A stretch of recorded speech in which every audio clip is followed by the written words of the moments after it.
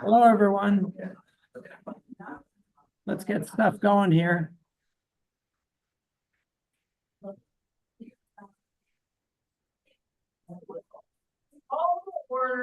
go. Take it away, Dale. Thank you. Okay, this is the Warren Astronomical Society.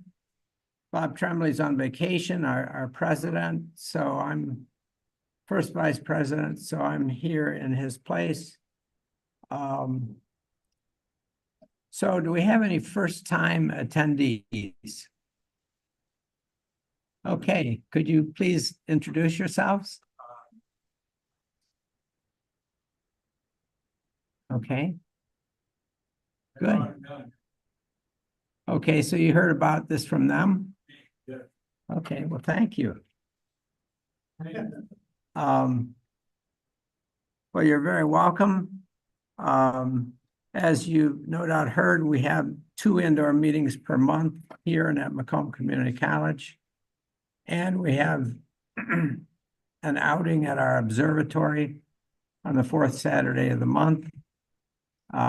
Very welcome to check us out at all of those venues. And speaking to everyone here, you can join this organization or renew your membership either using PayPal or with David here at the our treasurer at the snack break. And you can get a one of these tags if you'd like when you join. So it's a tradition for us to do roll call here in the audience. I'm Dale Parton, first vice president. Dale, the other clerk. Peter Bryce, treasurer. And Burton. Alberta. Cheryl Kaplan. Alan Kaplan. Brian Ottum. Michael Ottum. Maria Rosner. Laura Wayne. Jeff McLeod, outreach. Charlie Strack, fine secretary. Tina Wong, hard hearing member. Hey, no, we know the first time. Oh. My name's Milo. Okay, thank you. So we have various things that we sell. We have wearables that you can buy through Mark Kedzier, who's almost always here, but I don't see him tonight yet. Pardon me? Okay, it's believed he's going to show up a little later. We also have, our treasurer has some stickers with the club logo on it that you can buy. And also tell you that the Warren Astronomical Society is a member of the Great Lakes Association of Astronomy Clubs, basically all the clubs that surround the Detroit metro area. And this larger organization hosts an annual event called Astronomy at the Beach, which will be coming up on September 26 and 27, a Friday, Saturday. And those are rain or shine events. There's a lot going on in the daytime as well as in the evening at Island Lake State Park. So we are part of that, and everyone's welcome to check it out, whether you're a member or not. So we do have snacks here tonight. It's not a given that we always will in the future.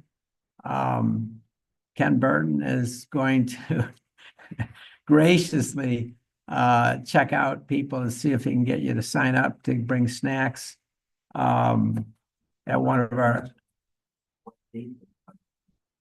Okay. So don't be surprised if that happens. So as first vice president, it's my task to find speakers for these events. So at our At our next meeting at Macomb Community College, Bob Berta is going to speak on the topic, My 70-Year Journey in the Astronomy Hobby. How old were you when you started, Bob?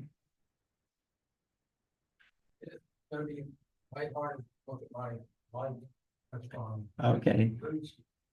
Yeah, grade school.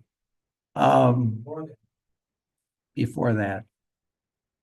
Then back here at Cranbrook, excuse me, sorry, I've got something going on with my throat. Back here at Cranbrook next month, Ken Burton will give the short presentation on the historical importance of astrology to astronomy. That sounds intriguing. And then Adrian Bradley will give a presentation for newbies on telescopes 101. Okay, so if you're kind of new to all of this, make sure you're here a month from now for that. Beyond that, I will say that we need speakers. If you have a germ of an idea, something you've been thinking you might give a talk on sometime, please see me at the break and let me know.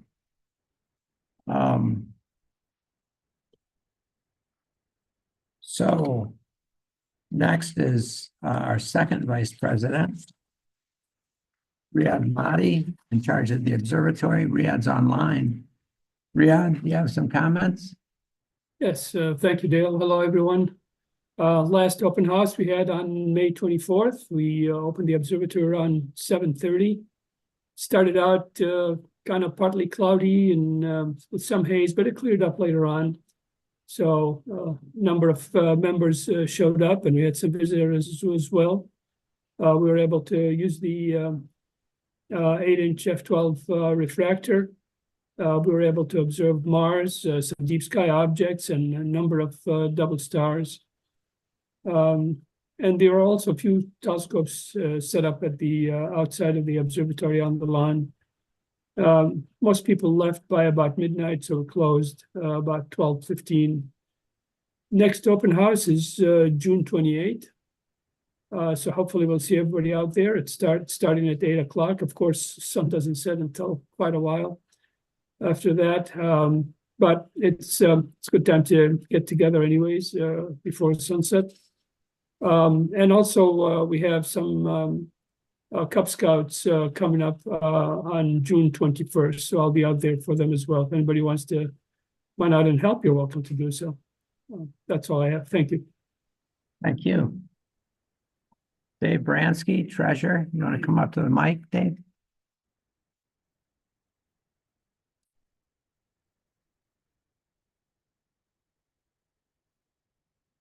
Okay, so for the treasury, our checking account has over 23,000 in it. Our PayPal account has about 1,000 in it. We don't owe anything on our credit card, and our cash box has about $180 in it. And that's it. Okay, next, our secretary, Charlie Streckline.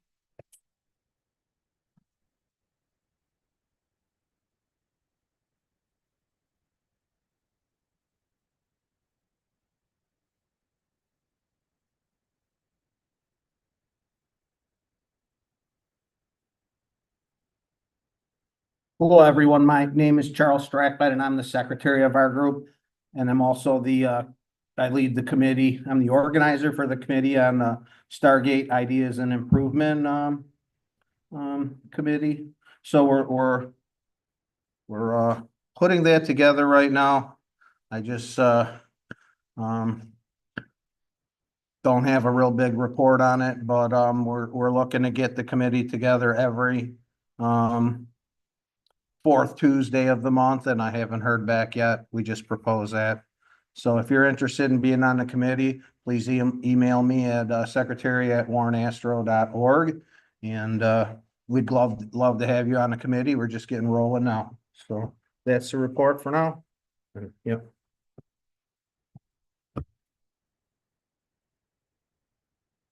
Okay, thanks, Charlie. Next, our outreach report, Jeff McLeod.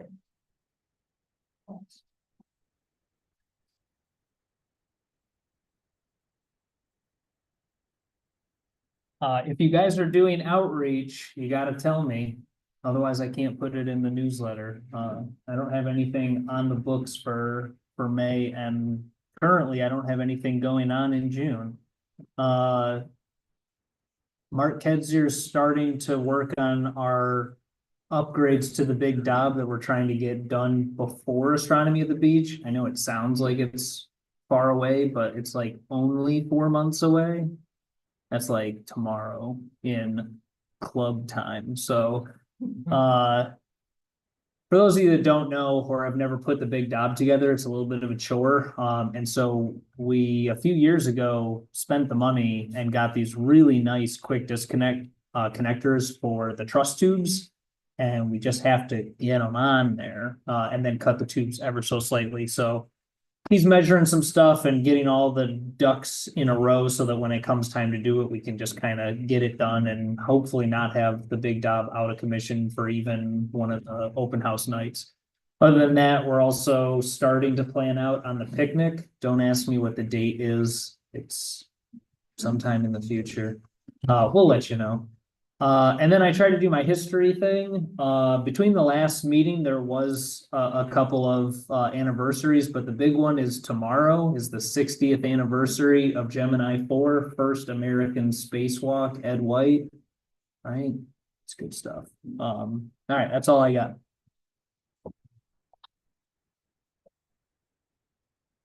Thank you, Jeff.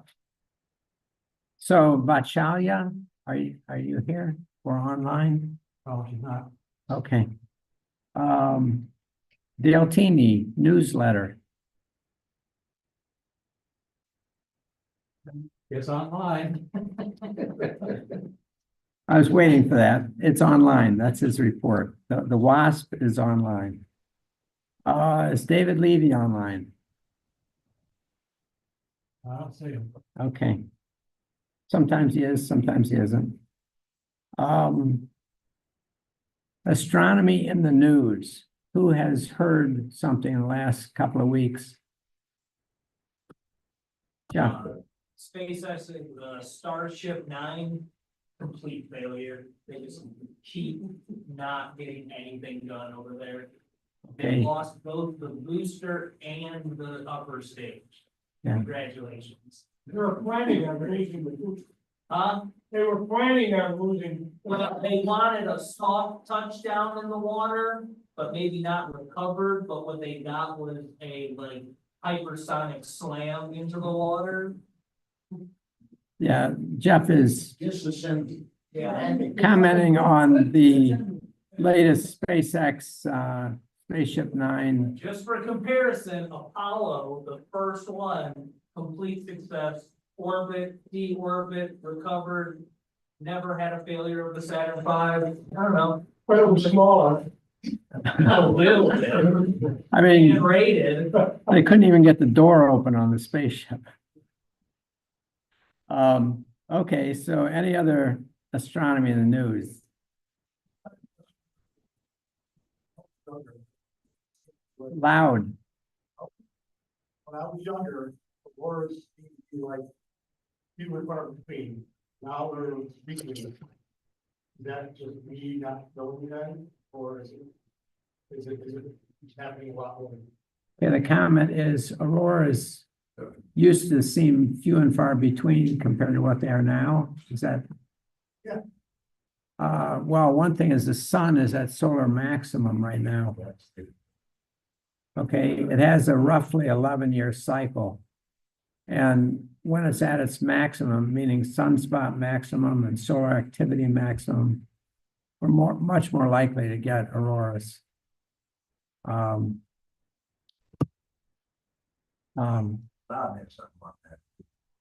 Yes. I was at Covington School, which is right here, the middle school, a couple of days ago. And we're doing a presentation. I haven't reported it yet, but we had about 650 kids and about 300 parents there. And it was a major day, which had all kinds of scientific things, but we had we being myself and 3 people from the open astronomy club. We set up solar telescopes and that kind of thing. Well, during our watching, the coronal mass ejection happened. And since then, that same, that's actually reaching 4/100, has had a couple, three more, solar mass ejections, coronal mass ejections. All of them are so strong that the likelihood of having an aurora tonight or tomorrow night is very, very strong.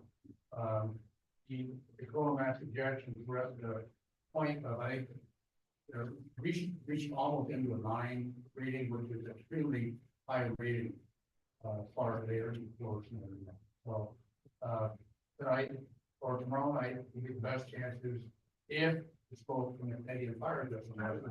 Okay, I should have had Bob. Cell phone camera, aim it, go with the regular lens, and held it, and if there's an aurora, you'll get an incredible picture, even though you may not see it with your eye. Okay, I wish I had Bob Burdick come up here to the microphone so everybody could have heard what he's saying. He's talking about the fact that there've been some large coronal mass ejections from the sun just very recently, and it's very possible that tonight or tomorrow night we could have some, which is how long it takes that stuff to get here to the Earth. We could see some auroras. Okay. Mentioned about if you don't see them, try taking your cell phone, just aiming. Yeah. Bob is saying, even if you don't see an aurora, if the sky is dark and not covered with clouds, just hold your cell phone up and take a picture. If it's dark, it might take 5 or 10 seconds to do the exposure. And it helps if you hold your hand up against something to hold it still. The cameras are so good today, they figured out. I think it helps. I tend to hold mine against the side of my car or something like that to just keep it pointing in about the same direction. Even if you can't see the aurora, if it's there, your cell phone will pick it up. And I've seen that happen myself. What about comets? Are any comets visible right now? Comet Swan, I think, kind of faded, if I understand correctly. Okay, nobody knows. There was a story 2 or 3 weeks ago about a possible discovery of Planet 9. Any developments there? If anybody knows something, come up here to the microphone and tell everyone. Yes?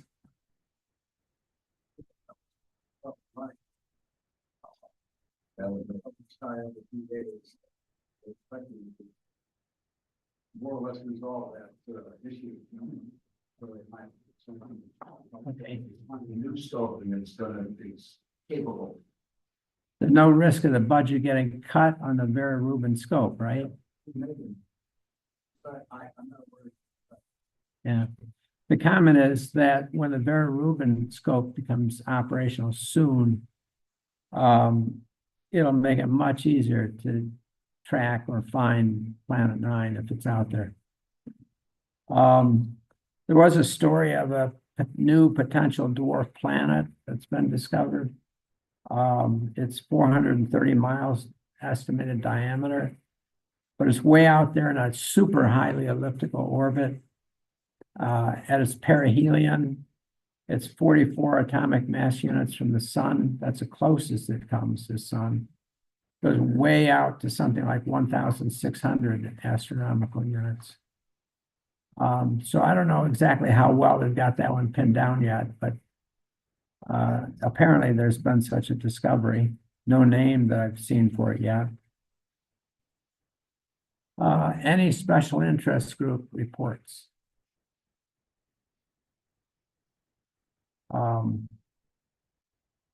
Any observing reports or astrophotos somebody wants to show?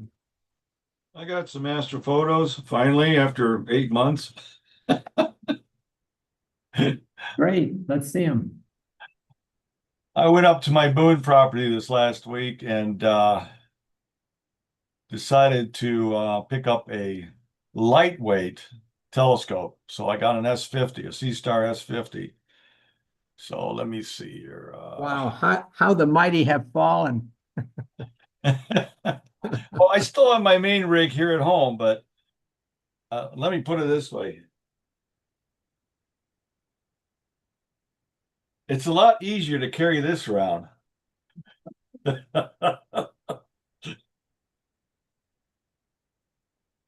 So, let me show you what I've got. Okay, where do I want to share? I want to share. Number 2. Where is it? This one. How come it's not letting you select it? Oh, here we go. So these are pictures you took with that new little scope, right? Yeah.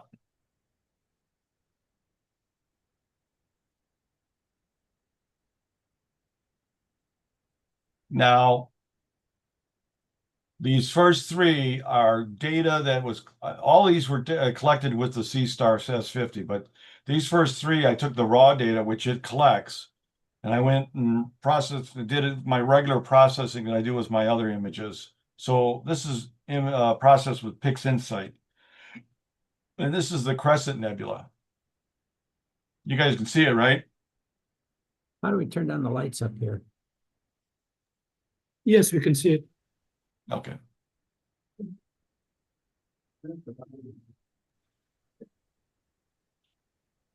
Whoop. There we go. So that's the Crescent Nebula. And then I hit the Eastern Veil. Again, this is processed through PixInsight.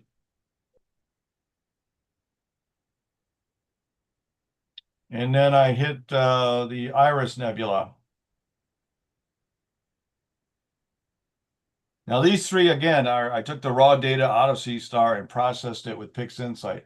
The next few here are all just straight out of the camera without any processing by myself. Exam 13. The dumbbell. Again, these are right out of the camera. This is the I think it's called the needle. No, it's the needle. 7209, I think it is. This is the Trifid Nebula.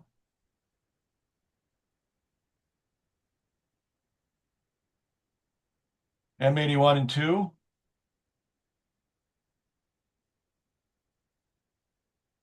M101 plus a satellite. Maybe 2 satellites. M51, again, straight out of the camera. And this is the butterfly, again, straight out of the camera. So I haven't processed those last, what's that? Would you put the veil up again, please? I can't. Can you put the veil up again, please? Yes. There you go.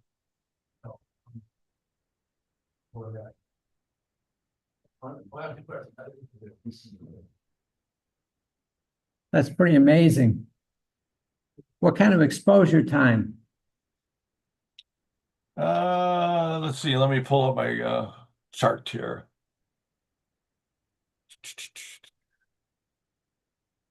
It's actually on the name. You know what? I could show you by.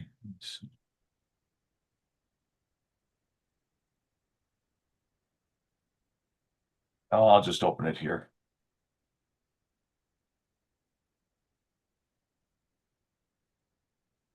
Okay, this one was 89 30-second exposures. Can you comment on the quality of the images compared to what you get with your big scope?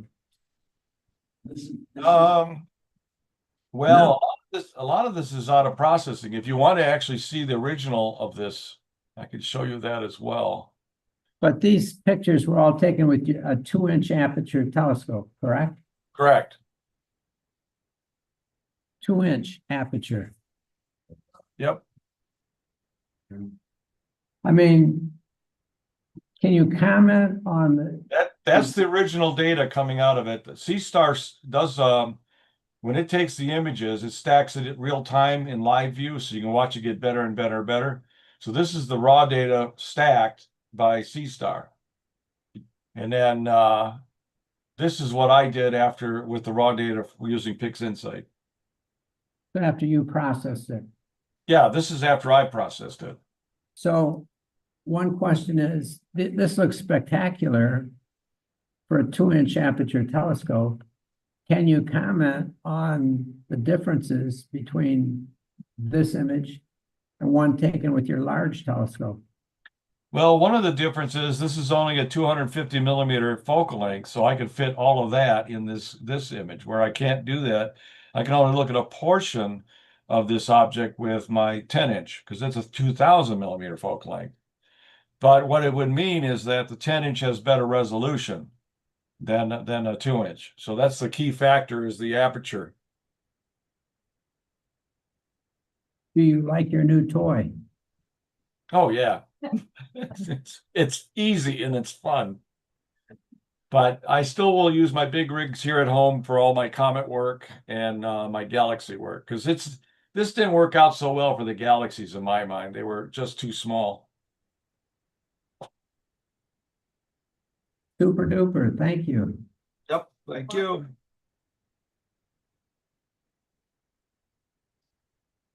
Anyone else have something they'd like to show us or tell us about in their observing experiences? I went out and looked for an aurora the other night and didn't see one. That was my observing report. Okay.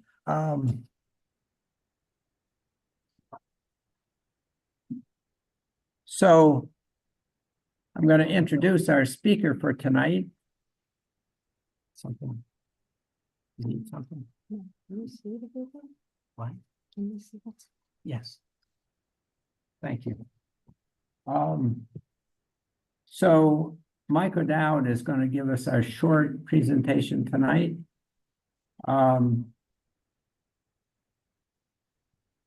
Mike has had a lifelong interest in science and astronomy. He joined this organization in 1988. He served as a treasurer and observatory chairman way back in the 1990s. Seems like it's time for you to hit it again, Mike. Hint, hint. Some of his hobbies include not only stargazing, but computer flight simulators, building and collecting scale model rockets, and flying drones. His topic tonight, the Dragonfly mission to Titan. Come on up, Mike.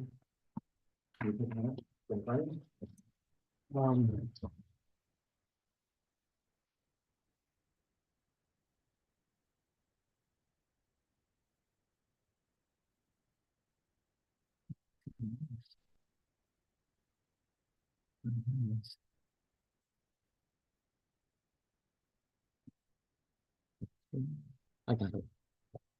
Okay.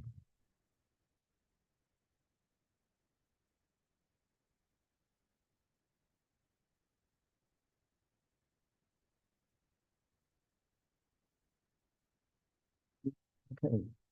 And then I can go down. Can you hear me? All right, hello. This is a Dragonfly's mission to Titan. This is an approved go-to mission to Titan. It has not been canceled by Trump. It's a fully funded NASA program. And I wonder how to scroll down here. And I have to use the mouse. Okay, I guess that's it. Launches from July 2028. And arrival is working. Okay, I got it. Arrival December 2034, 6 years later. Titan is a moon of Saturn. And some of this, is something wrong? Yeah, we need to share this. I'm great. Oh, you should share with the YouTube? Yeah. Some of my talk is gonna be about Saturn and telling you how we got to know what we know, how we got this far.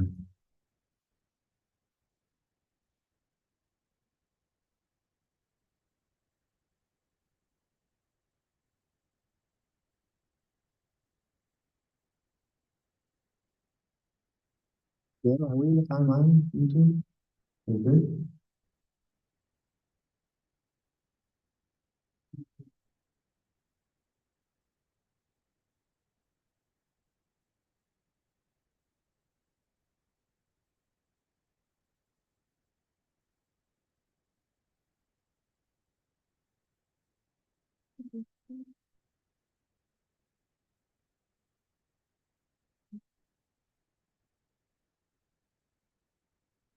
Looks like you guys didn't even that YouTube.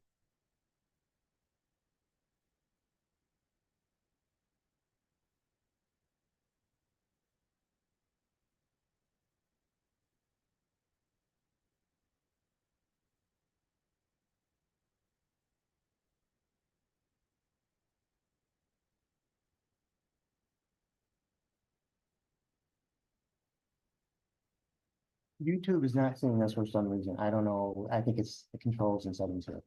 Wi-Fi is not working.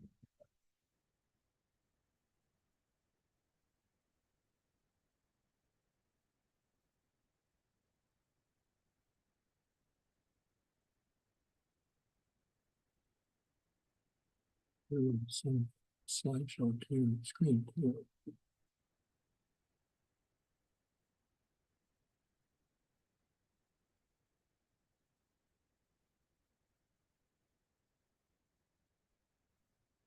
One of the problems with computers is that there's 1,000 pokes to get something done right. If you miss one poke, no go. Which one is that? It's just. This one. Yeah. Click on the game. I think it'd be good. There you Now, But when it's I not move it, shared yet. go. Okay, so Yeah.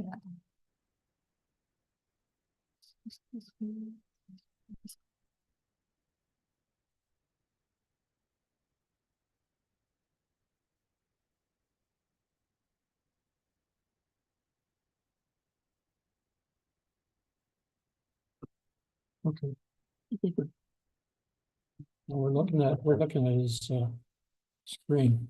He's looking at his screen. Need to look at screen two.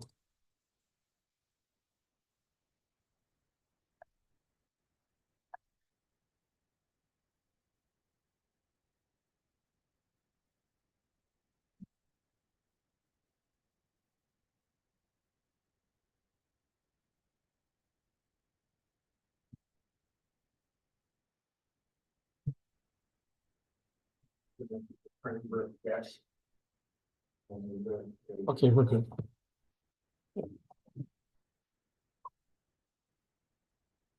You just scroll on to where you were. all right, Dragon. All right, Dragonfly to Titan.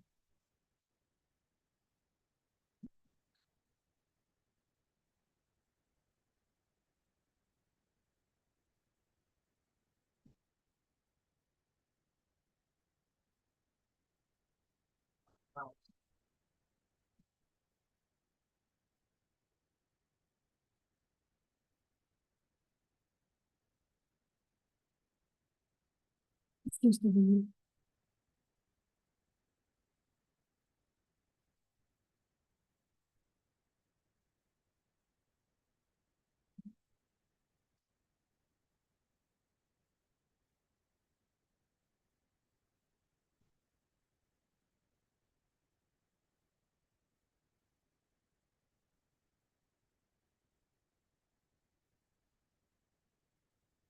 No, so that's good.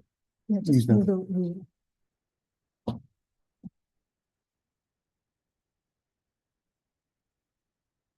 All right, Titan is one of the moons of Saturn, and some of this talk, like I was saying, is gonna be about how we got to now, how we got from the past to the present, what we know about Saturn and Titan.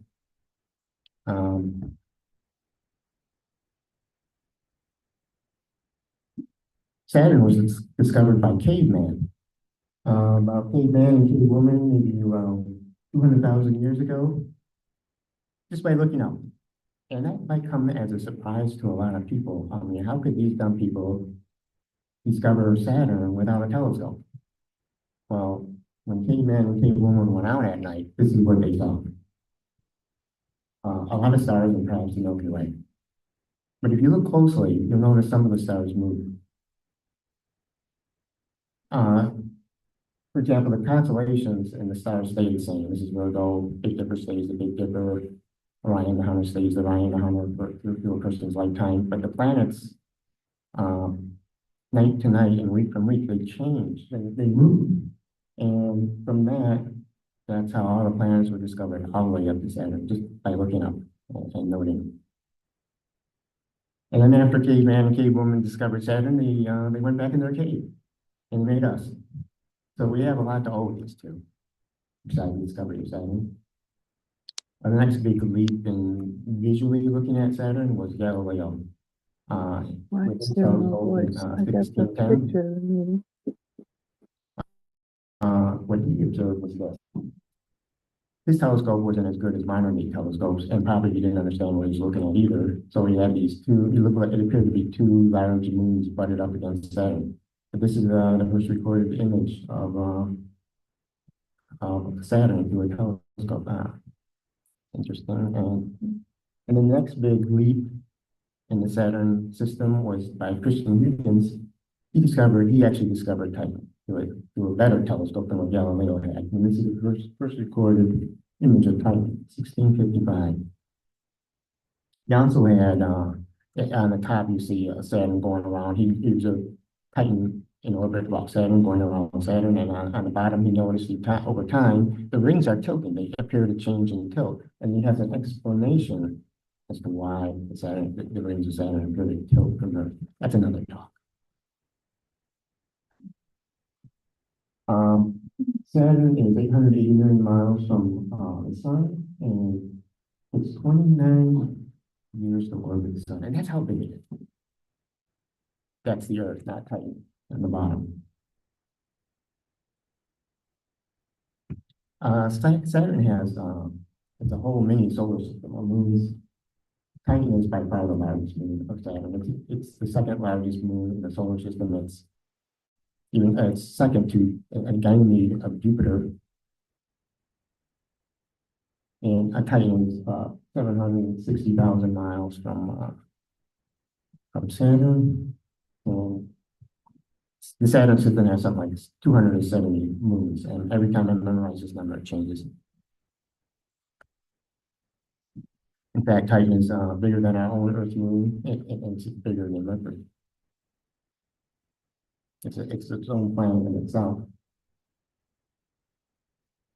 The first spacecraft to visit Saturn, the Saturn system, along with Jupiter, were Pioneer 10 and 11. They were launched in 72 and 73.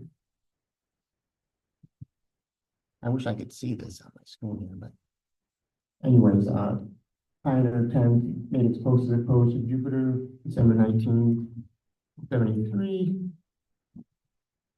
and flew by Saturn 1979. And I think a lot of people now can get better images of Saturn from Earth or their backyard telescopes. The Pioneer, these spacecrafts were actually 1960s technology. And the best view of Titan that Pioneer had, covered in clouds, no surface features. Not much better than Huygens, Christian Huygens got. And Pioneer was the first interstellar spacecraft ever designed and built, who was leaving the solar system. They had enough speed to leave the solar system altogether. And because of that, what if extraterrestrials were ever to find this thing? So a plaque was put on that to kind of show any extraterrestrials what the builders might be. and look like. And yes, it's caveman and cavewoman again. If you look closely behind the figures there, you'll see an outline for the Pioneer spacecraft. So not only would extraterrestrials know what we look like, they'll have an idea how big we are, because if they find a spacecraft, they know how big the spacecraft is, and there's the people next to it. And also on the bottom, you'll see it was launching the third planet from the sun and a few other things. Next vehicle to fly by Saturn was the Voyager 1 and 2. They were launched in 1977, arrived at Saturn in 1980. And that was the best view that Voyager ever had at the time. Completely covered in clouds. And they're hoping maybe to peek through the clouds, get a break, but no, nothing.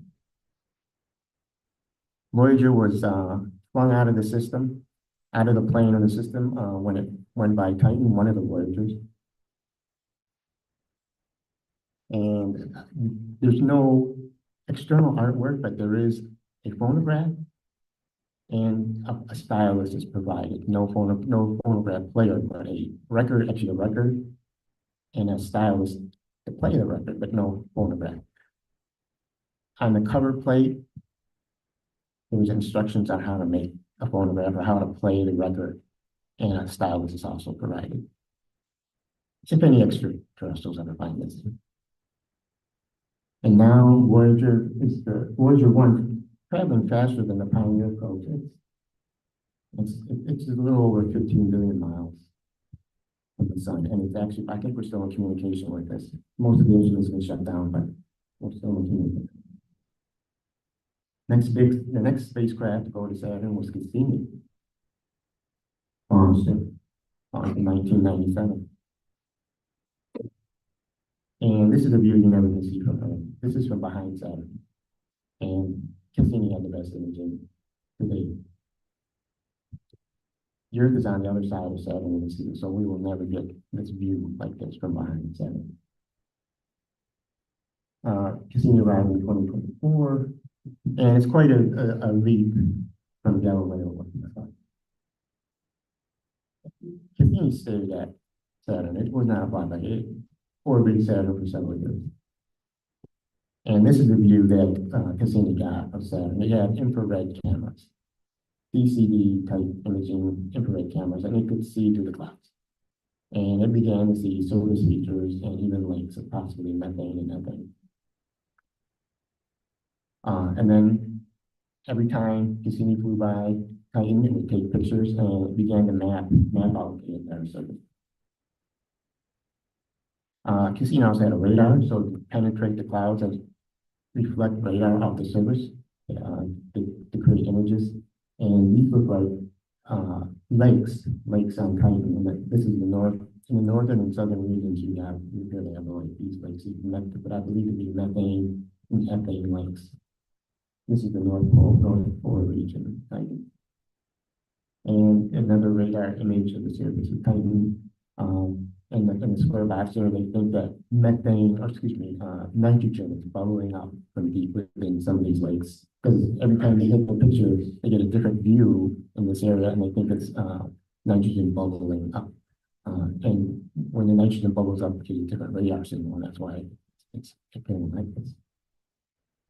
And if you look closely at the scene, you'll see it has a passageway.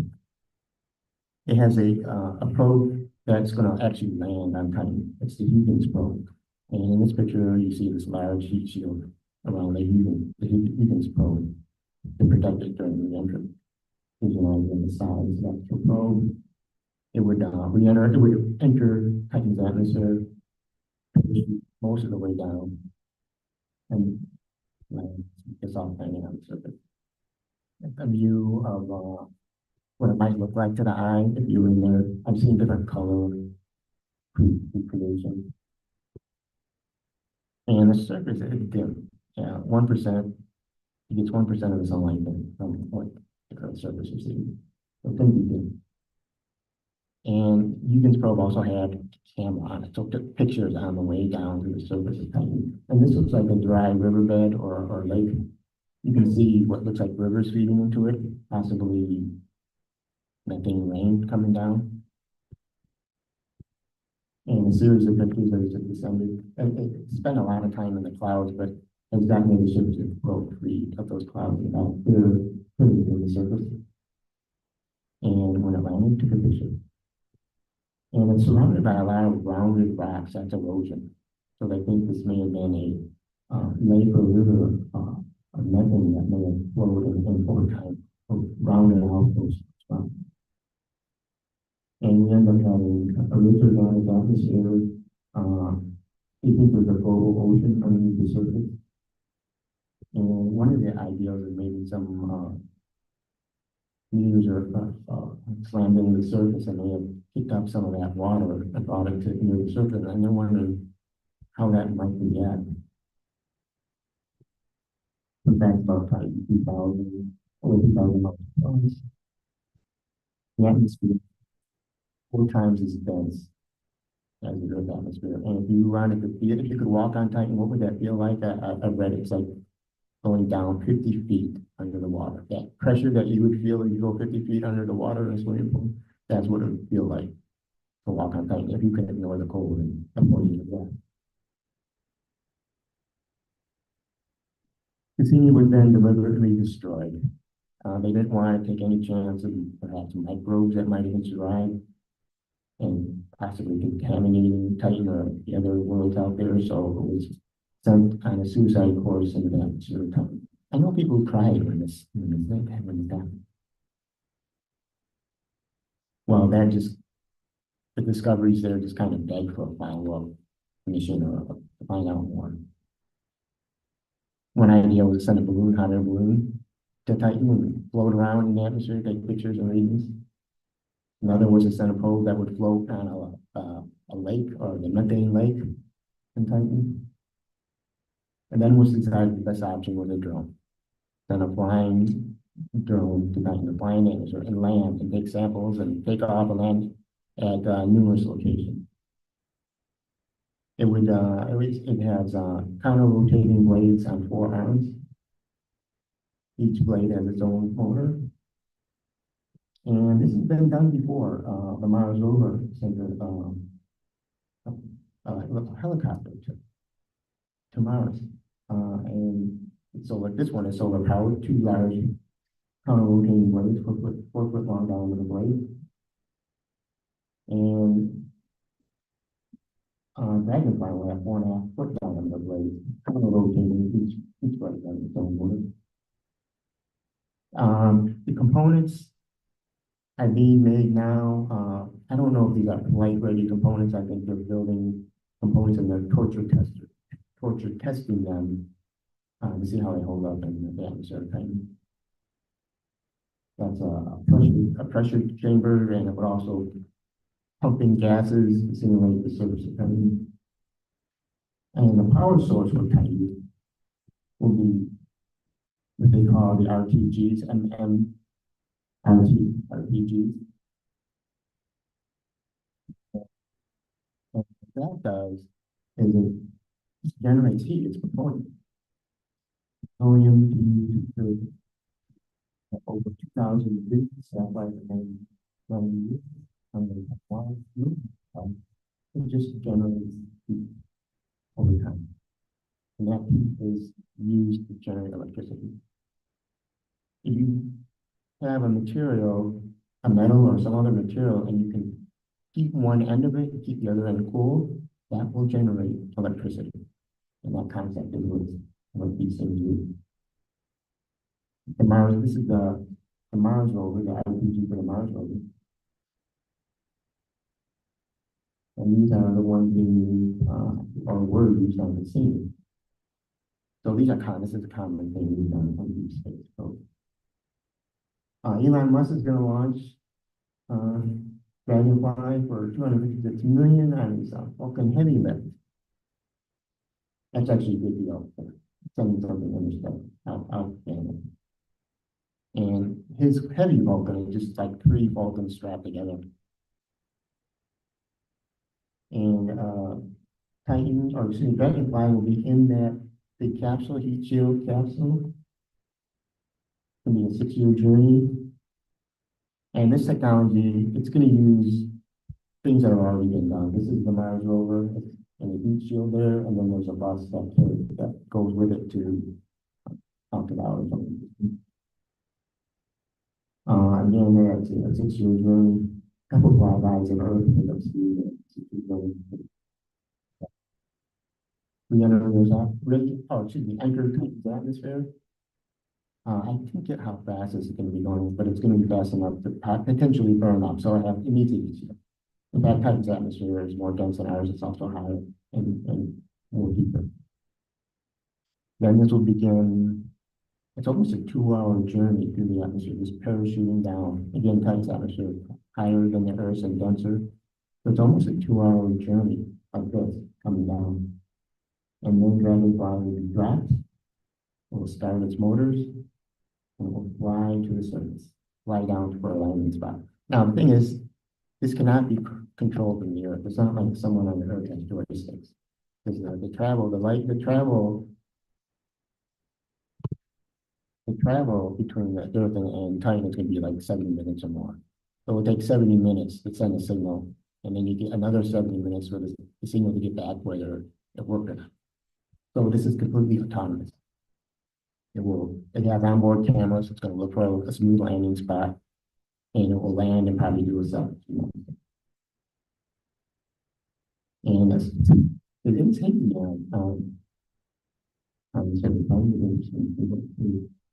there's a landing spot. This is where the Eagles landed here, and this is the Dragonfly's going to land here. It's going to land next to a crater, but in like a sand dune area away from this crater. And one of its missions, maybe one of its first missions, is to find and investigate this crater. I think this crater may have punched a hole in the surface and dropped raw water ice that melted because of heat of the collision. And then how did that water react with these organics on the surface? So anyone want to find out, that's a go and sample. Again, some of the things that it will do, we're going to look for organics. It's going to look on Earth. We have a water cycle. Titan living there's a methane cycle of rising and condensing methane and falling out of the atmosphere to form lakes and rivers. Then we put possible signs of prebiotic life, whatever that is. And I would drill, for example, as it lands in different spots, it will have a drill into the surface. Cruising speed 22 miles an hour. It can fly up to 100 miles in one flight. And it can go to numerous spots. And the day on Titan is 16 Earth days. Titan is gravitationally locked to Saturn. So it takes about 16 days for them to go around Saturn, and that's how long a day is. And that is talk on Dragonfly to Saturn. Any questions? Sure. Methane, is that correct? Methane, I think methane, ethane, trace touch of nitrogen. Maybe. Question over here? Are they No, not. Any other questions? Oh, there's a question over here. What type of craters do they have on Titan? Are they fairly large or do They do have some large craters. There's not, it's not heavily cratered. There's, I think, 10 or so good-sized craters. There's a few craters bigger than that, so there's craters a few tens of miles across. So it's not heavily cratered though, so they don't think it's an old ancient surface. Yes, it is. Are you saying something, Ken? Do you have something more to say? Any other questions? Okay, let's thank our speaker. Okay. Okay, we're gonna take a snack break, a bio break. Let's see if I can get this thing.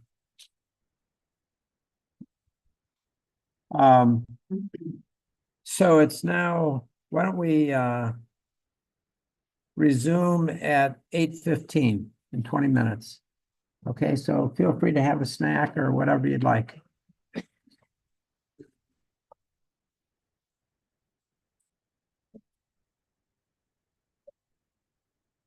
Yeah, I was wondering, that's my own.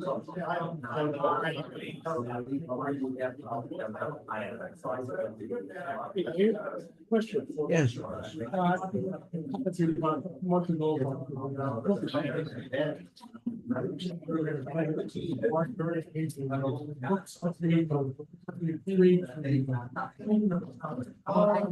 didn't get a lot of interest when well, we just.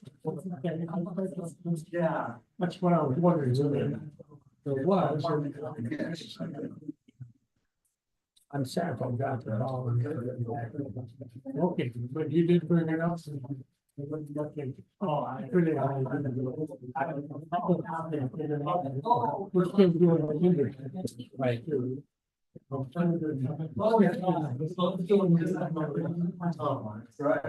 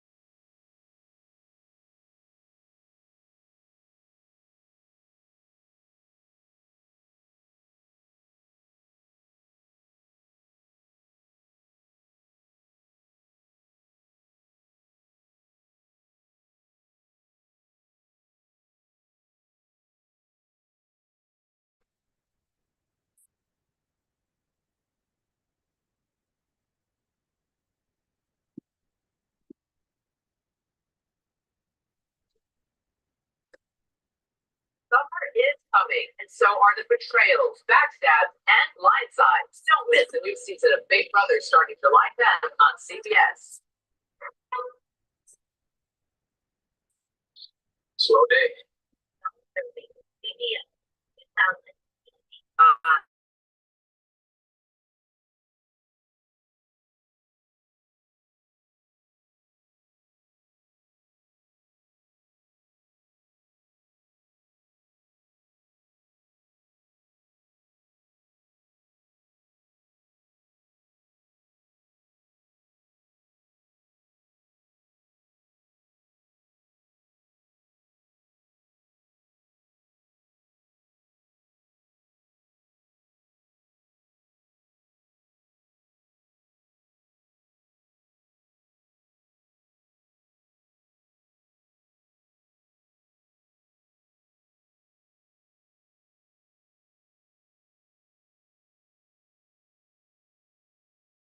How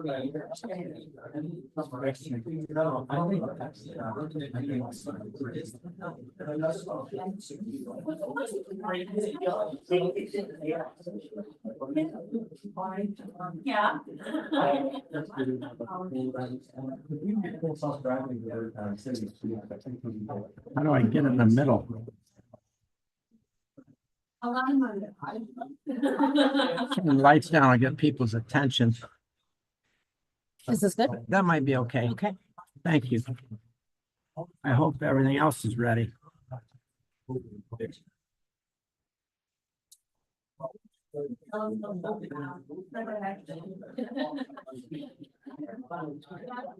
Okay, everyone, are we ready?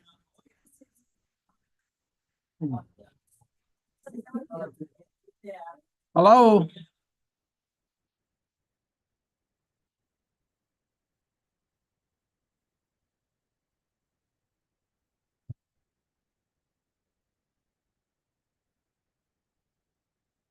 Well, tonight, we're privileged to have Dr. Brian Ottum as our main speaker. I guess I would say our feature speaker.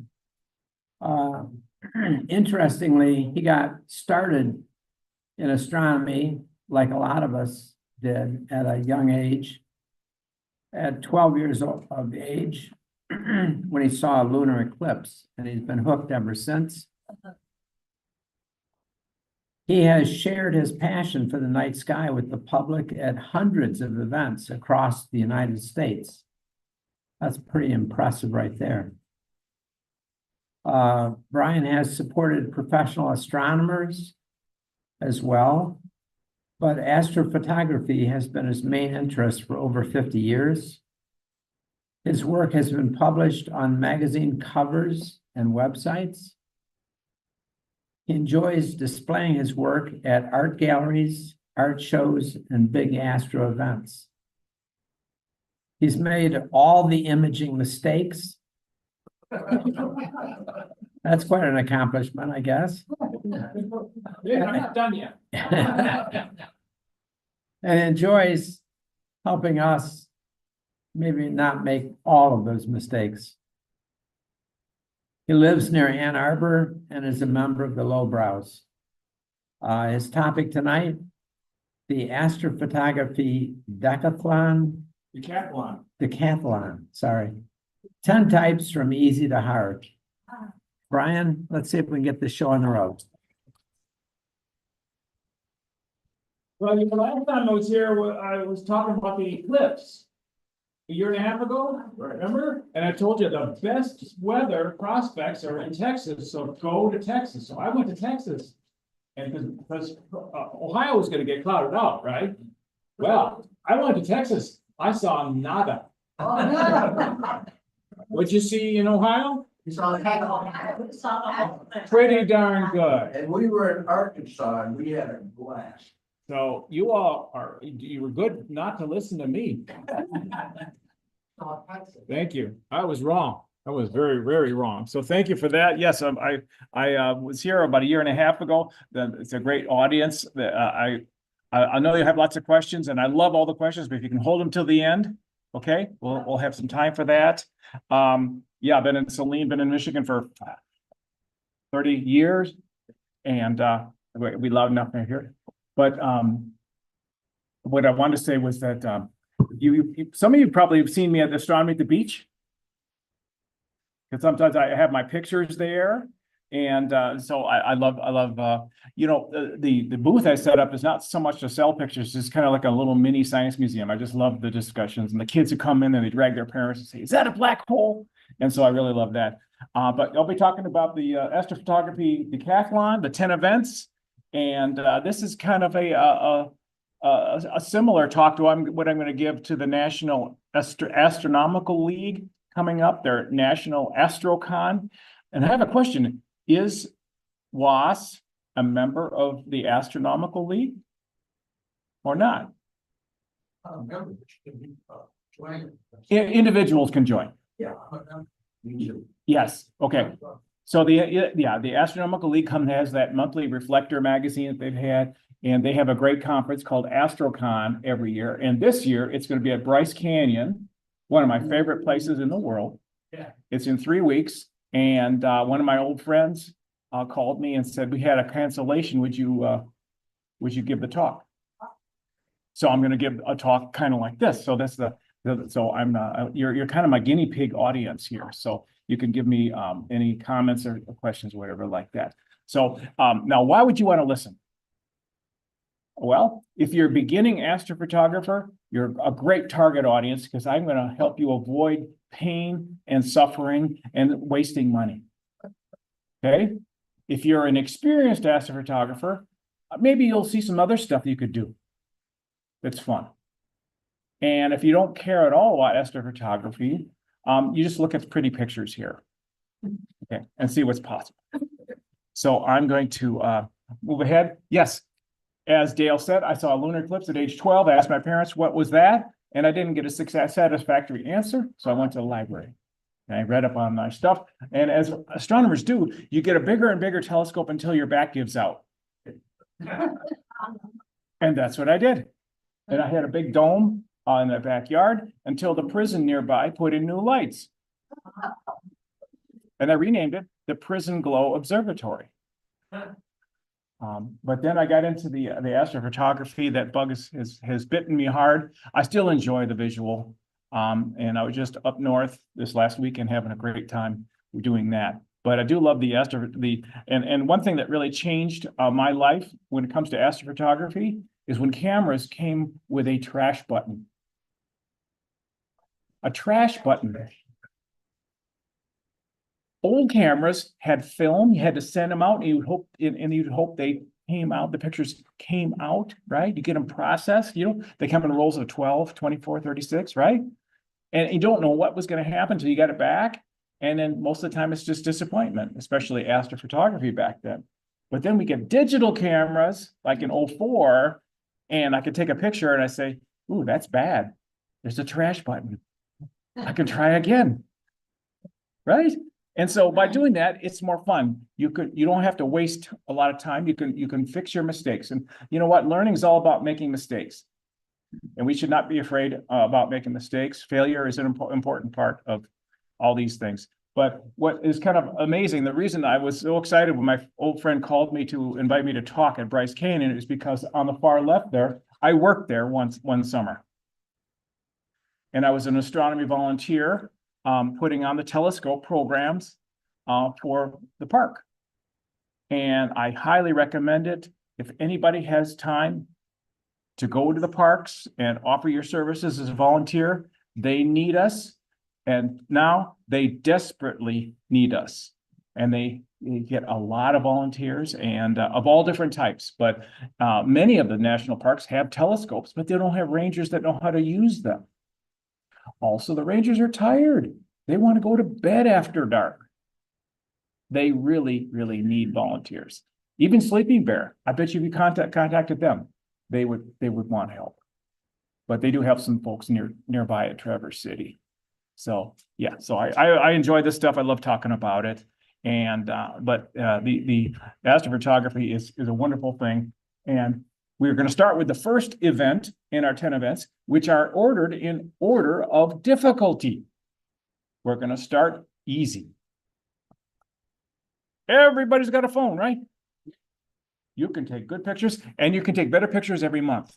Every month, every few months, new cameras, new phones come out. The cameras are developed, getting more innovative at an astonishing pace. Okay, it won't be long that you'll be able to get beautiful tracked Milky Way time lapses with your phone. As good as anything I'll show you right here. We're just a handful of years away. So it's amazing. But even right now, you can get great shots, snapshots of the sky, especially sunset, moon, and stuff that's close by. Okay, bright stuff. But having a little tripod, see that down here? You know, $20, Amazon, get yourself a little tripod. Yeah, it helps because the camera knows if you're shaking. You can still get a good picture, as we discussed earlier, right? I think Bob said, right? You can handheld great shots, but the camera knows you're kind of moving a little. And if you want better shots, you put it on a tripod. And like I said, $20, $15 at Amazon. Getting so better. So here is an example of some of the things I got just recently. And if you look in the bottom right-hand corner, right now, well, it's going. Lower the light. Yeah, right there. Yes. Oh, yeah, we'll lower the lights. Yeah. You know, taking pictures in the dark produces dark pictures. You know that? So, yeah, so but upper left, for 7 years, I had a remote control observatory. So you'll see in the upper left-hand picture there is a roll-off observatory in the deserts of New Mexico.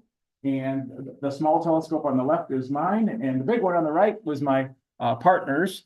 And so it was a wonderful time having a remote control telescope because it's clear there, it's cloudy here. And that was the great thing about it. But I took a picture of everything I could in 7 years. And after 7 years, it was time to either get a bigger telescope or sell it. So I decided to sell it because now I can go mobile. And there's better stuff now. But there's our May aurora from May of last year. Remember, was that Mother's Day weekend? The Friday of Mother's Day weekend? Yeah. And we were just discussing it this week. We had 3 really good aurora displays in Michigan last year. So, and we were discussing that earlier. So very cool. So you can get good pictures with your phone. And like Bob said, like tonight, maybe later when you're in your driveway, hold your phone up to the north and take a picture. See if there's any glow. Because I think you got a good shot of seeing something. And the phones are good. So phones are good now. They're getting better every year. Okay. Then what's the next thing? And the phone is good for things that are close by. All right. So we're gonna move down. All right. And then if you want to go a little bit further away, stuff that is not that is bright, but it's still in the sky, constellations. Okay, so if you want to take a picture of constellations or to show the rotation of the Earth, right, and how the stars move, you get something like I have here in the bottom right-hand corner, camera on a tripod, right, DSLR or the new mirrorless cameras. Okay, so you just stick a camera on a tripod, open the lens, take a picture, and you can get some great shots. Here are some. On the left, that's Orion coming up over a lake in West Virginia. And I just put a little filter on the lens to like a fog filter, right? It bloats the stars and it makes the colors come out better.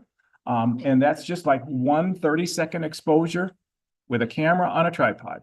Okay, we're not talking hard or difficult or really super expensive to do that.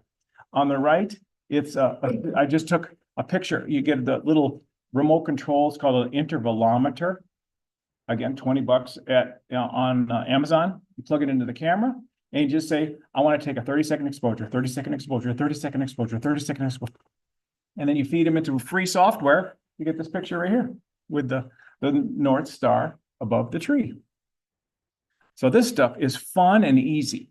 And this is how I got started. And this is how I recommend other people to get started.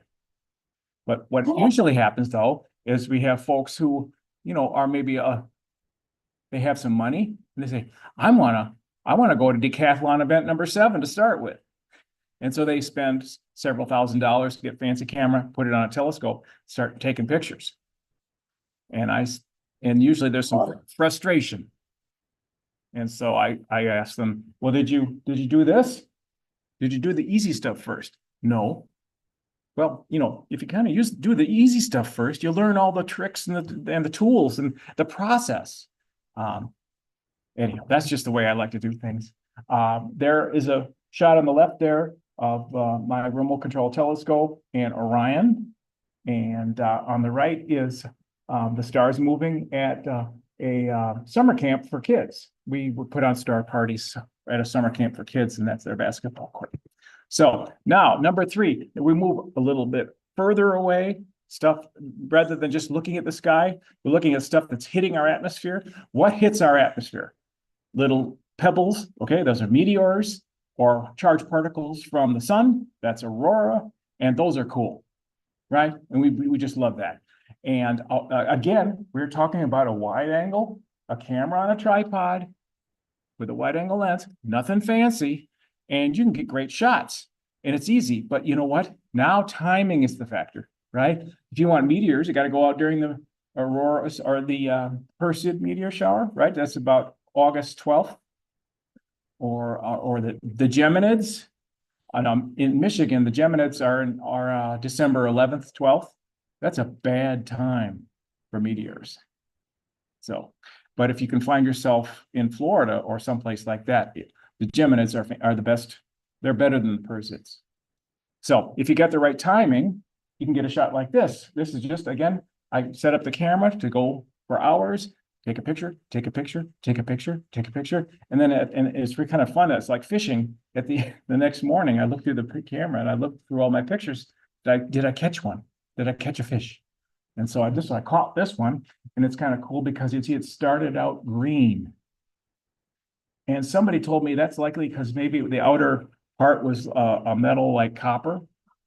And so the copper burned, and then it burned down and it got to the rock, and the rock was more white. So yeah, again, these pictures, these are fun. And again, don't take a lot of fancy equipment. There's the aurora from May 10th last year. That's my best shot. And I did that with Adrian Bradley, and I drove over to we went over the Blue Water Bridge, and we drove past Sarnia, and we went up on the coast of the Lake Huron at a beach. And that was one intense meteor or aurora display. That was the best I've ever seen. So again, this is something like a 30-second exposure, wide angle lens, camera on a tripod, nothing fancy. I used a $300 lens. Okay, you know, you can get lenses for $2,000. This is a $300 lens. So it's just fantastic. So that is the third event, but here's all the 10 events we're going to talk about, the decathlon, the full decathlon. And you can see it goes from easy to hard. So we talked about the phone, easy. Then take pictures of stars, pretty easy. The atmosphere, the aurora and the shooting stars, the atmosphere, pretty easy. And then we're going to talk about Milky Way next, but you can see from easy to hard goes way up to the upper right. Upper right is far, far away galaxies. So one big learning that I want to impart to you is if you are getting started, you want to start on the left. It costs less. It's easier. You won't tear your hair out. But I've known lots of people who have a lot of resources. They go right to the right side.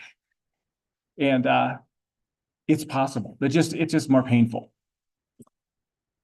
So the next thing is the Milky Way nightscapes. This is probably one of my favorite things to do, and I hope to do it at Bryce Canyon. And it's a lot similar to what you already saw. You got the wide angle lens, you have the tripod, but you've added one more thing, and that's a tracker.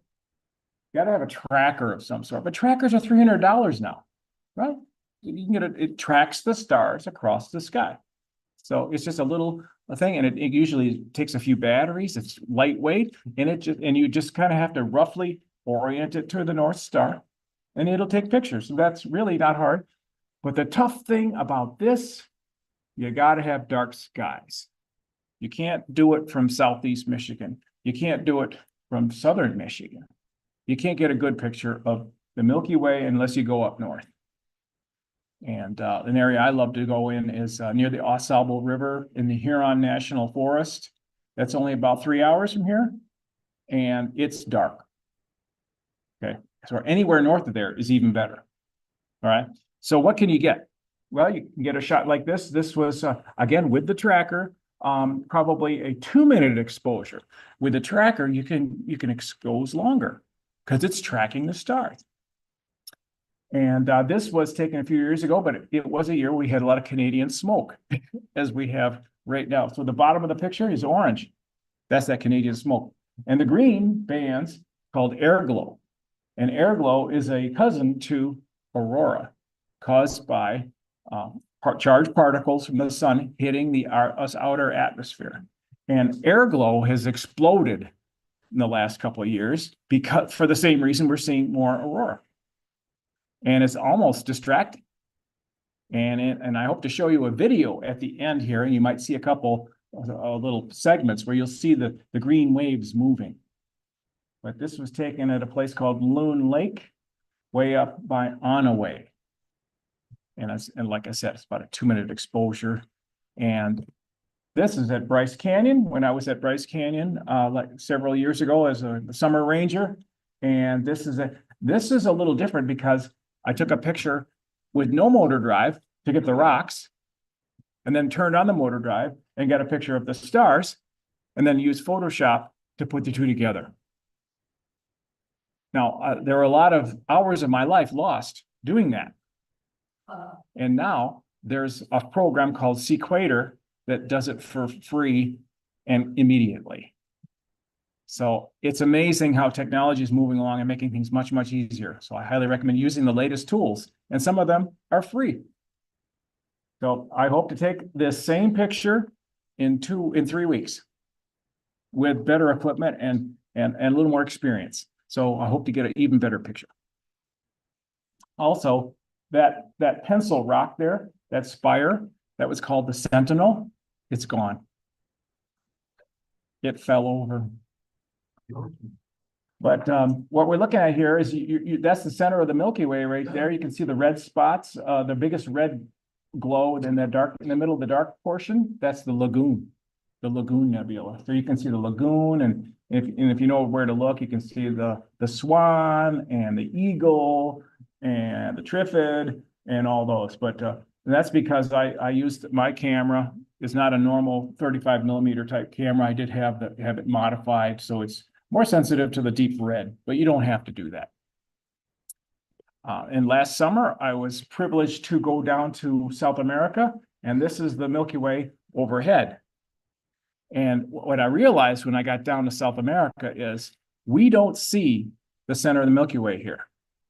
Yes, we think we do, that previous picture showed, but it's on the horizon. Only when you go below the equator do you see the bulge of the Milky Way overhead. You could see the shape of the Milky Way. It looks like a frisbee, right? With that bulge in the middle. You cannot see that here. So that was the big aha that I had. So this was at the Cerro Tololo Observatory in Chile. And this was not just one picture. I took several and then stacked them together. And as Doug was talking about that new sea star, it can stack. And so the more pictures you put together, the better the contrast. As you can see, we got a heck of a lot of contrast here because this shows all the dust, right? Milky Way has a lot of dust, brown dust, smoky dust, which we have in our sky right now. And you can see near the top above the Milky Way, you can see those dark streamers going towards the Ophiuchus. Ophiuchus. What's the name of that nebula? It's right by Antares. Rho Ophiuchus Nebula. But you can really see all the different red regions, and all those red regions, that's where stars are born. Stars are born in the red region. The red nebula means stars are being born, almost guaranteed. The stars are not being born in the brown areas. Not for a long time. So, yeah, so that was that was a really a special opportunity for me to get down to South America for the first time last summer. A bucket list trip. All right, then the next event is harder. This one is it's harder because you need fancy equipment. I love to look at the space station. Raise your hand if you've seen the space station. Okay, have you ever looked through a telescope to see it? Yes, and that's difficult, right? Now that takes special skill to manually track. Takes special skill to manually track that's not easy, but there are more and more inexpensive mounts that will track for you. And I used to have one and I just loved it. And I have a video of the space station. And so that's the difficult thing is that, yeah, it gets expensive because you need a special tracker. But the Ioptron in the bottom right-hand corner, Ioptron is a brand that does have that ability right now. And they have a mount as low as $1,000 that will track. But there's more and more that'll do this. But some pictures kind of to show you what you can do here. This is just several pictures of the web.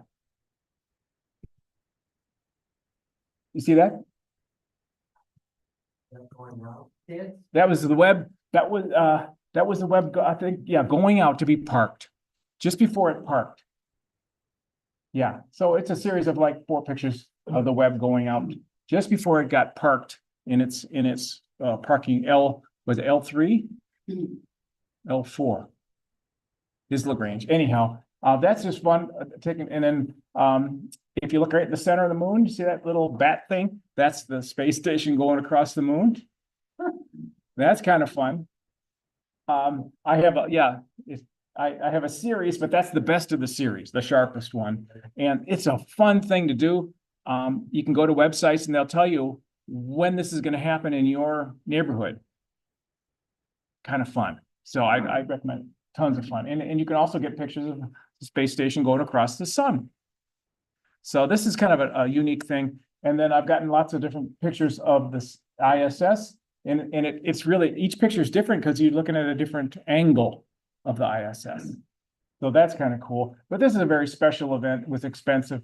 All right, now as we move further out, a little bit harder, we're getting solar system pictures, but it's not hard because they're bright, right? The moon is bright, the sun is bright, the planets are bright, comets are bright, and these are things that are close to us, they're a solar system. So you can do it in your backyard. You don't need dark skies. So this is what I tell people, if you can't leave home, if you're stuck in the suburbs, you can have a lot of fun getting pictures and videos of the solar system.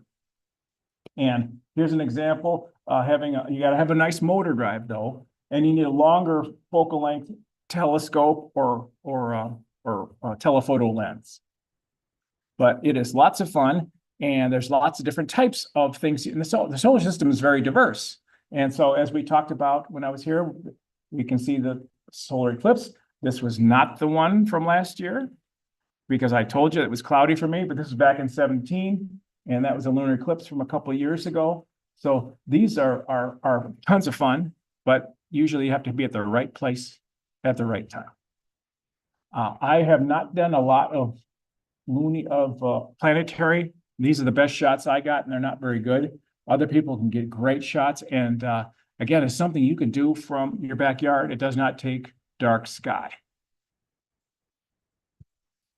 Comets do take a little more work. Doug takes great pictures of comets.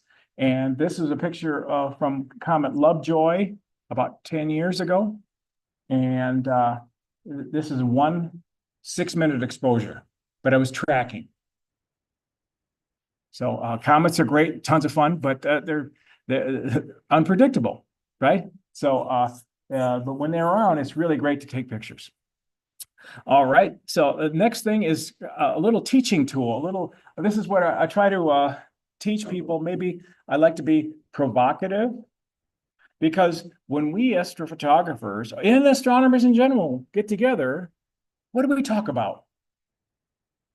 The equipment. We just love our equipment. We talk about the equipment. We talk about upgrading equipment. What do you have? And that's just, we could spend hours talking about equipment and stuff. The equipment is only a small piece of a good picture. If you want a good picture, having great equipment is only 30% of your success.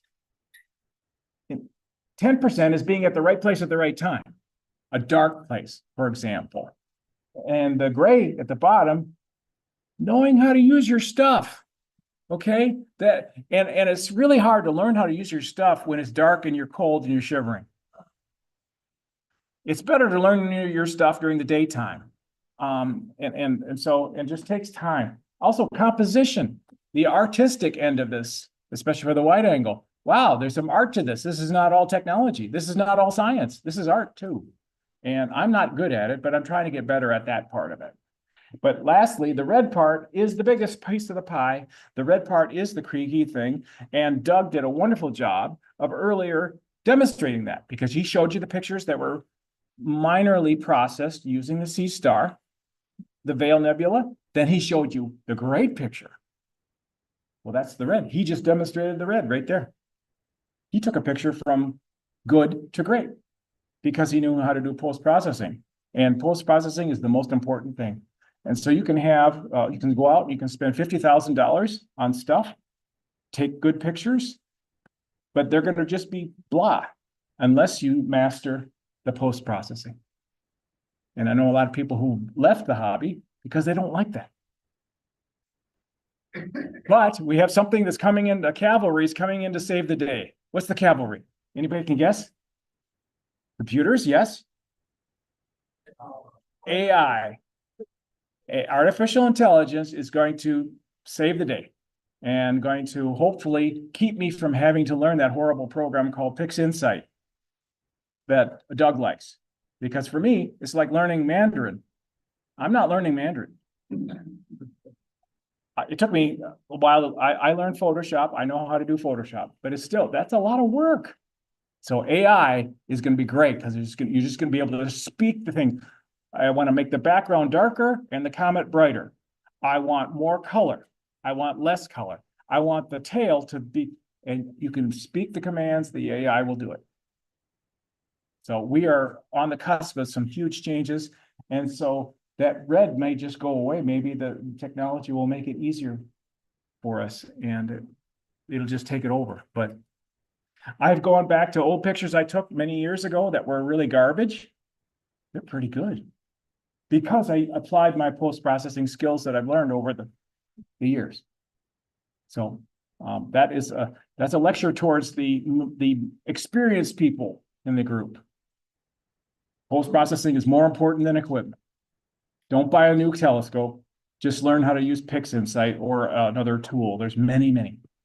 All right, what's next? This is a little further out, a little harder. This is what I also love to do. I hate clouds on Earth, but I love clouds in space. It's a dichotomy. And as I said earlier, red means baby stars. Red means stellar nursery. I love the red nebulas. And you either have to have dark skies or you can use filters. If you use filters, you can do great pictures in a horrible backyard. In downtown Detroit, you can get pictures, okay? But now you're talking some difficulty, and now you're talking some cost. As you can see on the bottom right-hand corner, you got a lot of cables, a lot of stuff.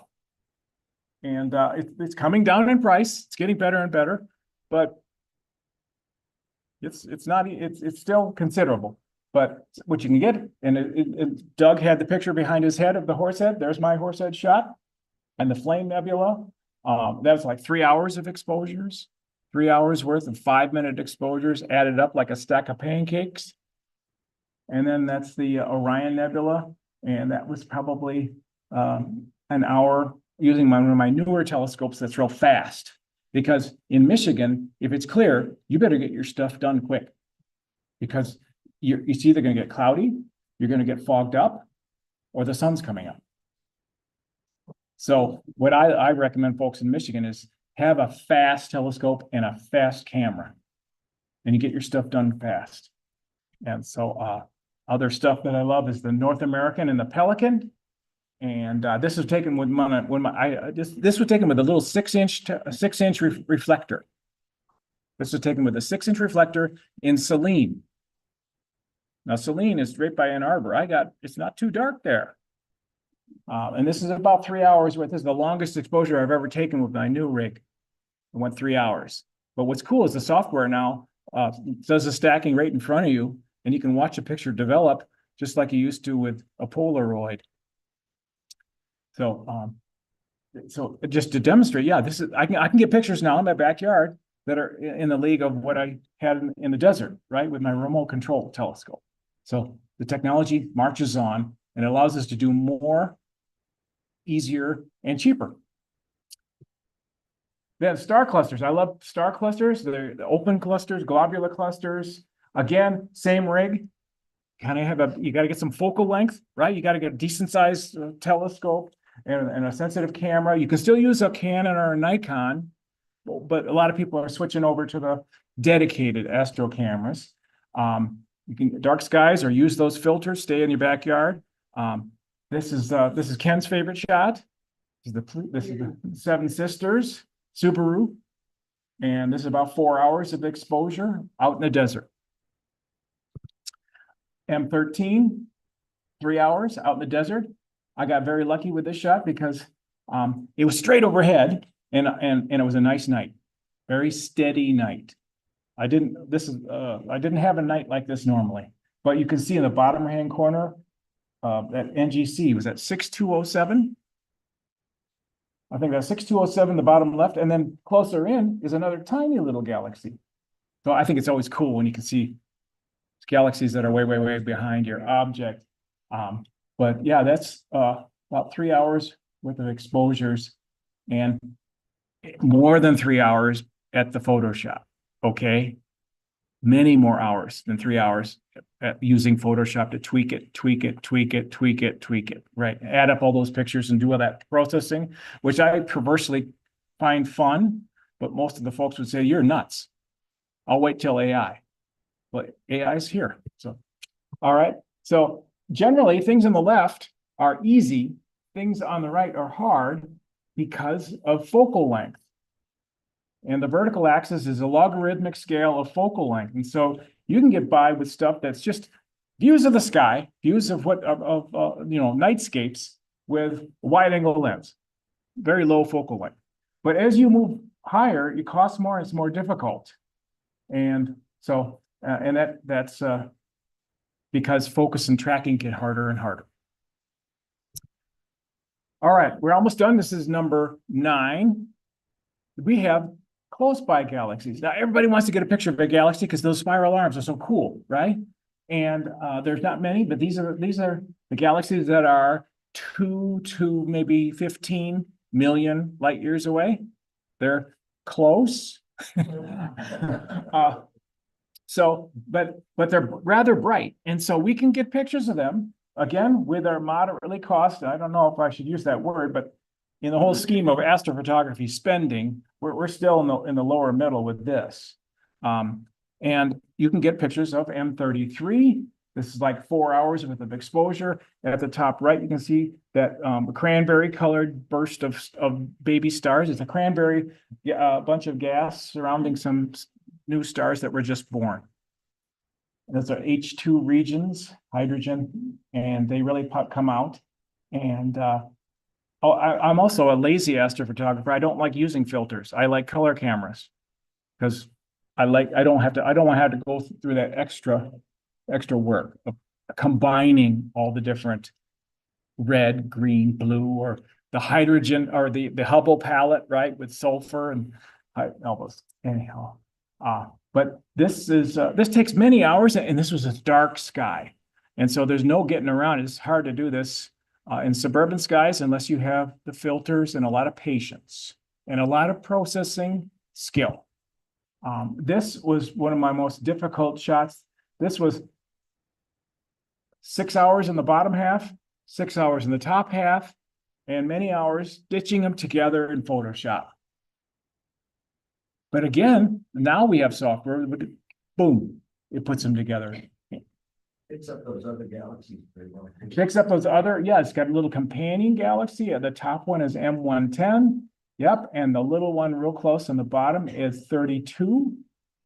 And the thing about galaxies is if you look at a bunch of pictures online of this, they all look a little different.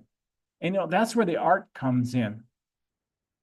How do we want to present it to people? Do we want it colorful? Do we want it more muted? All right. What kind of colors do we want to bring out? Do we want to bring out the blue? Do we want to bring out the little red spots? Well, that's all personal preference, isn't it? And there's no right answer. So that's kind of cool. But yeah, this took a couple nights and a lot of work.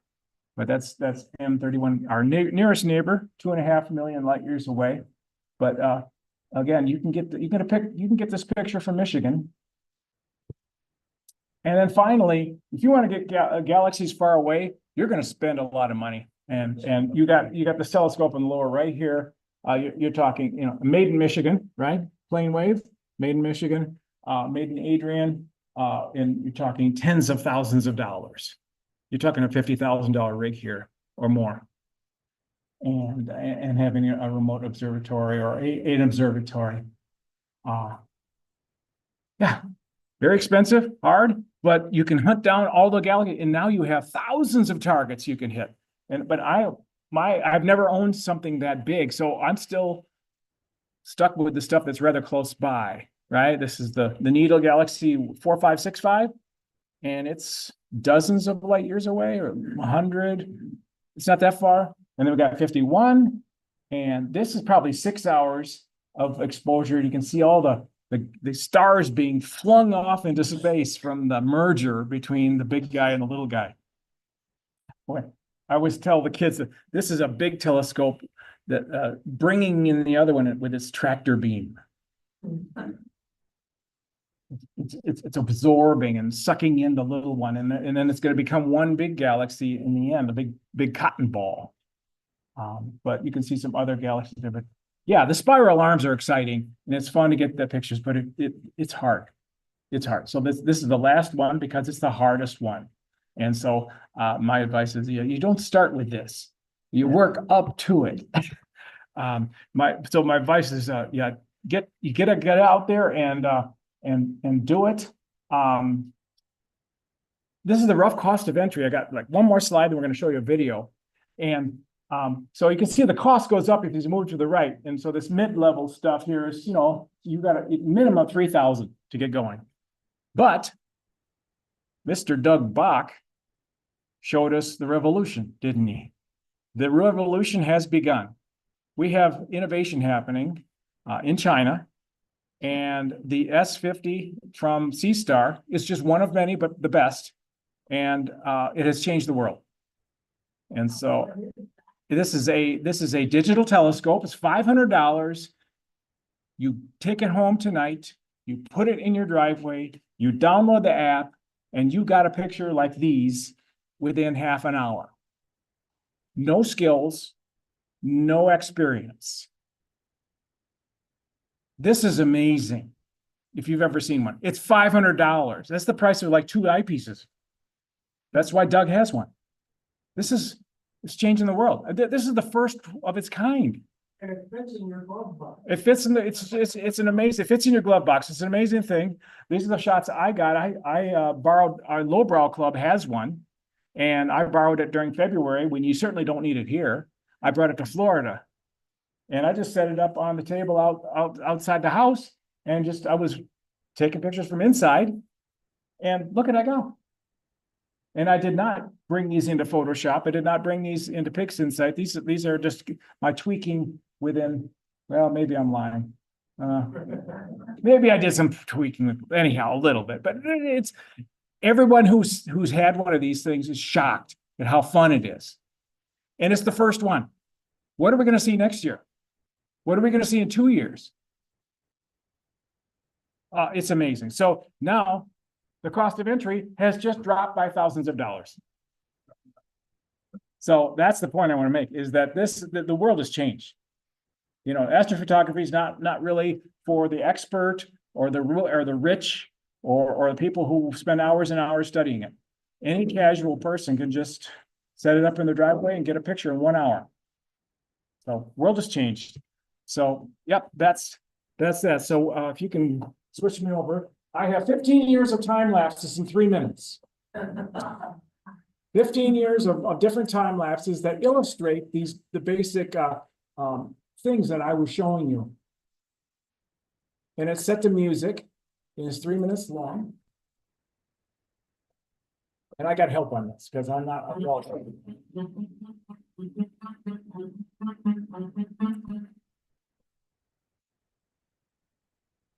We should see it right. And we start out with Saturn and the moon, and we go further out into space. But I had to get some help because I'm not a video processor.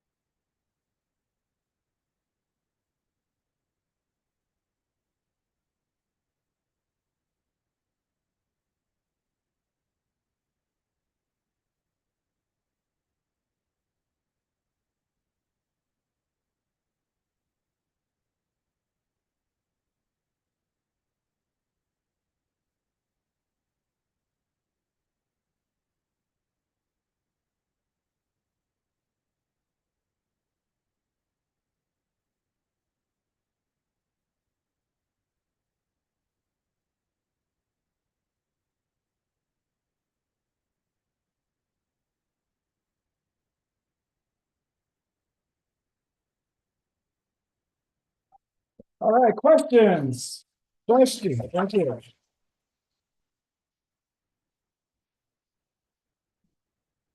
Yes, Mike. That, digital telescope, that made in China, right? The magical $500 C-Star S50 is made by ZWO in China. Chinese company, it's all Chinese. Yep. Another question is, in some of those moving shots, the camera looked like it was moving itself. Yes, on some of the moving shots, yeah, the camera was tracking. What was kind of weird though, sometimes I tracked on or sometimes I tracked the Milky Way, so it didn't move. Other times it just tracked the general sky, so this Milky Way did move, and then sometimes there's no tracking at all. Other question? Colors that you incorporate. The colors. How did you do it? Well, the colors, it's all personal preference. What's happening now with these things, phones, social media, what I think is that colors are getting more garish. People are over processing, in my humble opinion. A lot of pictures you see of, especially astronomy pictures on Instagram, are just way too much. Some people will say my stuff is way too much. But I like color. Other question in the back, yes. Have you experimented with adaptive optics as the class comes down? Adaptive optics. The question is if I play with adaptive optics. I've only played with adaptive optics on that huge telescope you saw in the beginning there, that 24-inch plane wave. It actually needed them because it was such a long focal length in order to keep those stars in the same place. And so adaptive optics was critical, but I usually shoot very short focal lengths, so I don't care.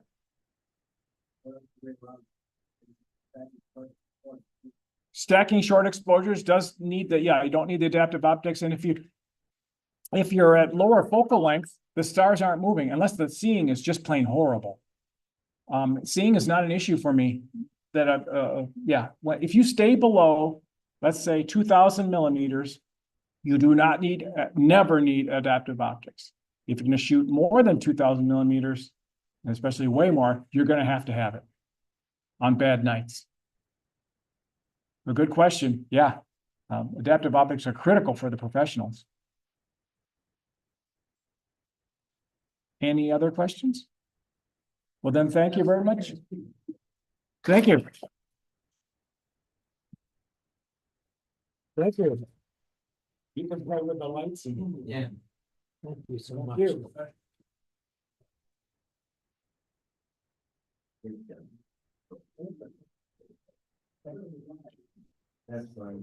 Oh. How do you get one of these partway in the middle? I think you have to choose scene 1, scene 2, Okay. something like that. All right. Forgot. Yeah.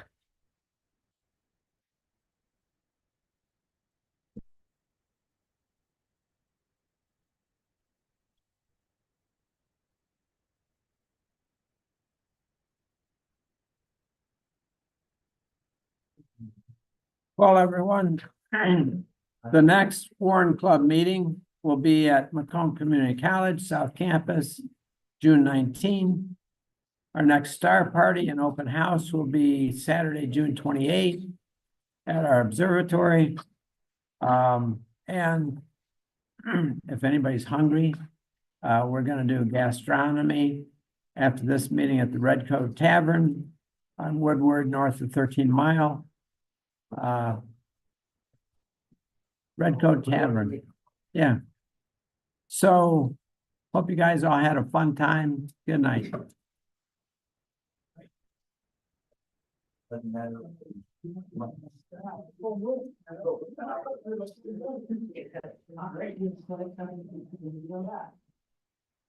Especially two like they.